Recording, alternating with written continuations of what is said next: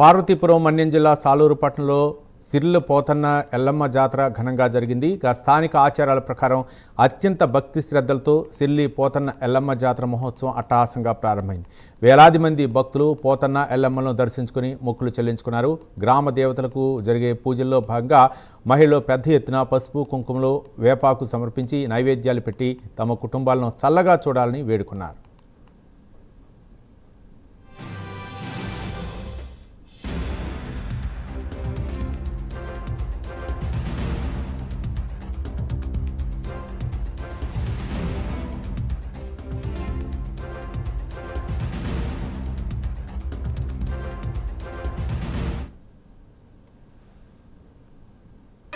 ఎక్కువగా దళితులు ఈ అమ్మవారిని ఆదిపరాశక్తిని పూజిస్తారు.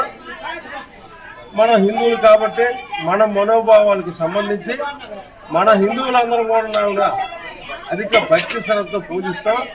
మరీ ముఖ్యంగా చిన్నపిల్లలు ఎవరికైనా చిన్న చిన్న తామర వ్యాధులు ఏవైనా రకరకాల వ్యాధులు వస్తుంటాయి. చిన్నపిల్లలు రోడ్డు మీద ఆడుతారు కాబట్టి వాళ్ళకి వేపకొమ్మలతో పూజించి అమ్మవారి తాలూకా నైవేద్యాన్ని విసిరితే పిల్లలకి ఏ రకమైన వ్యాధులు రాకుండా అమ్మవారు కాపాడుతారని ఒక ఆది నుంచి మనకు ఒక అనాది నుంచి ఒక ఆచారము.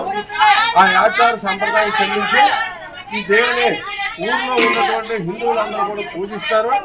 ఆ పూజలో భాగంగా అందరికీ సుఖశాంతులతో అమ్మవారు ఉంచుతారని ఒక నమ్మకంతో ఇక్కడ ప్రతి ఏటా కూడా ఆ కుటుంబాలు ఉన్నాయి. ఆ కుటుంబాలను అందరూ కూడా